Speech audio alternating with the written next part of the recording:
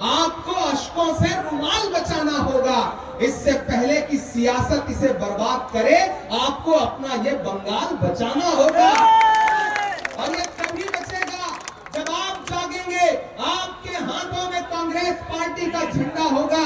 ये जो पुलिस की लाठियां, ये जो भारतीय जनता पार्टी के तथाकथित गुंडों की लाठियां आपकी तरफ बढ़ी आती हैं, आप उठाइए कांग्रेस पार्टी का झंडा।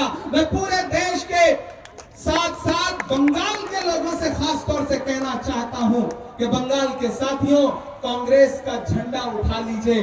इस झंडे में जो 3 रंग है, यही तिरंगे का रंग भी है। आप सारे लोग कांग्रेस पार्टी का झंडा उठा लीजिए। कांग्रेस पार्टी आपका पुराना और असली घर है।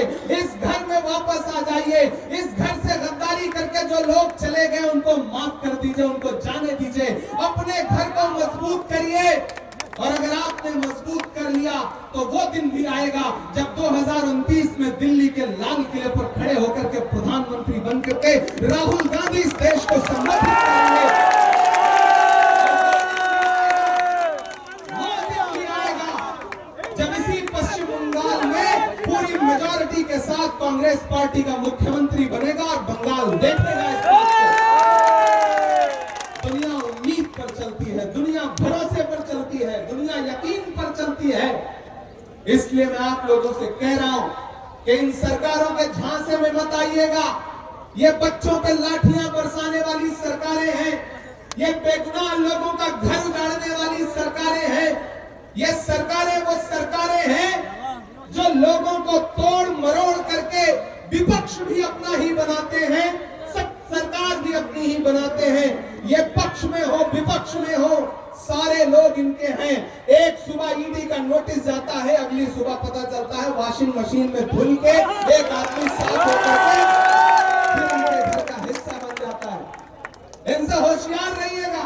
उस वक्त की जालिम सरकार के खिलाफ निकले तो उनके सीनों पे गोलियां मारी गई और फिर ऐसा हुआ कि उन 13 नौजवानों की लाशों को बुनियाद बना करके न जाने कितने लोग इक्तिदार में आए, हुकूमत में आए और कांग्रेस पार्टी के वो सिपाही जो शहीद हुए थे वो सिर्फ चर्चाओं में रह गए।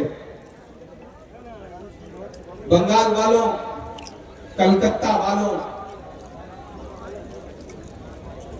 ये जमीन तब भी निगल लेने पर आमादा थी। ये जमीन तब भी निगल लेने पर आमादा थी।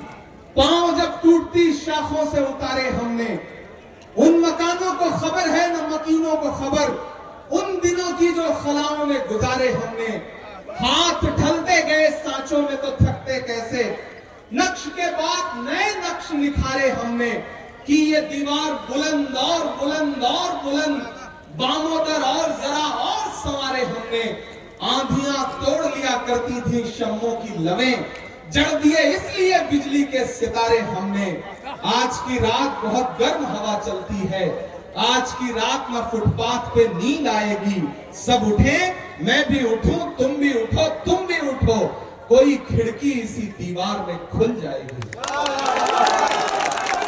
मुझे पता है कि आज इस कार्यक्रम में बंगाल के अलग अलग हिस्से से आने वाले कांग्रेस कार्यकर्ताओं को जगह जगह रोका गया, उनको रोकने की कोशिश की गई, उन पर हमला किया गया। मुझे प्रकाश जोशी जी बता रहे थे कि 15 से ज्यादा कांग्रेस पार्टी के कार्यकर्ता यहां पे आए जिनके बदन पर चोट के निशान थे, हॉस्पिटल में है वो। इससे पता चलता है कि बीजेपी की सरकार, चाहे वो कलकत्ता से चल रही हो या दिल्ली से चल रही हो, इनके डीएनए में लोगों पे हमला करना, उनको मारना, उनको प्रताड़ित करना है। का पेपर लीक होने के बाद और वो बच्चे जब ये कहने के लिए प्रधानमंत्री की चौखट पर आए तो उनके बदन पे जिस तरह लाठियां बरसाई गई हैं, मैं समझ सकता हूं कि सरकार के डीएनए में ही लोगों के बदन पर लाठियां बरसाना। लेकिन बंगाल वालों, हार तब होती है जब मान लिया जाता है, जीत तब होती है जब ठान लिया जाता है।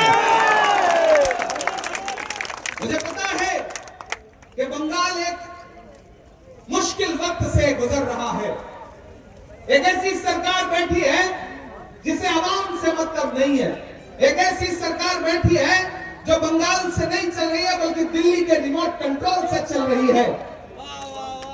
ऐसे वक्त में बंगाल के कोने कोने में कांग्रेस के सिपाहियों को एक बार फिर से एकजुट होकर के खड़ा होगा।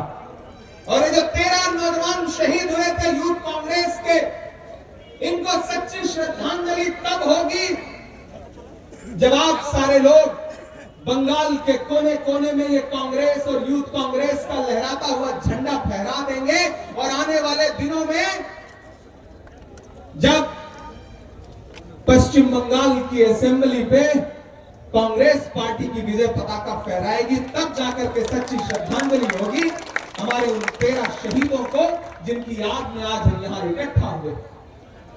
मेरे भाई, This channel does not promote any violent, harmful or illegal activities. All content provided by this channel is meant for an educational purpose only.